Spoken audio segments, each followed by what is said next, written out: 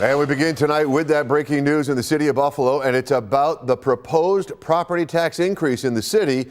As we look at City Hall live tonight, the city budget will be a hot topic tomorrow. Let's get right to that breaking news as 2 on your side's Nate Benson has learned the details of that property tax increase. Nate, what have you learned?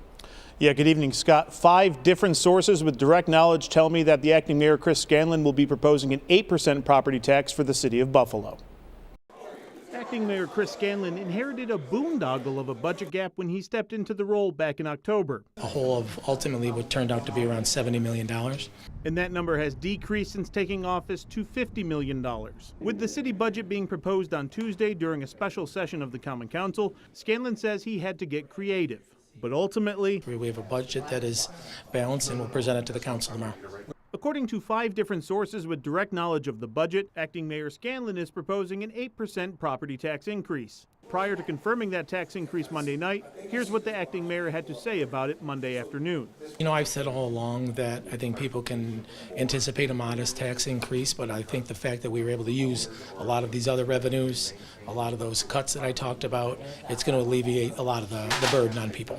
However, there is no increase to user fees like garbage or recycling. One thing that Common Council members were concerned about earlier this year is layoffs to city employees, similar to the hard control board measures from 25 years ago. Regarding layoffs, Mayor Scanlon confirmed that there's no layoffs, no cuts to service, nothing like that. So also included in the budget are proposals for a 3% bed tax and the creation of a Buffalo Parking Authority, which will be used to sell the city-owned parking garages. Scanlon said in recent weeks that he hopes to sell them for more than $40 million. But sources on the Common Council tell 2 on your side that the budget relies on a lot of ifs, so to speak. The budget deficit will nearly be wiped off the books if there's an 8% property tax, if there's a bed tax, and if the city is able to sell the parking garages. If any combination of those things don't come to fruition, the budget deficit could reach, quote, hard control board levels, one council member said.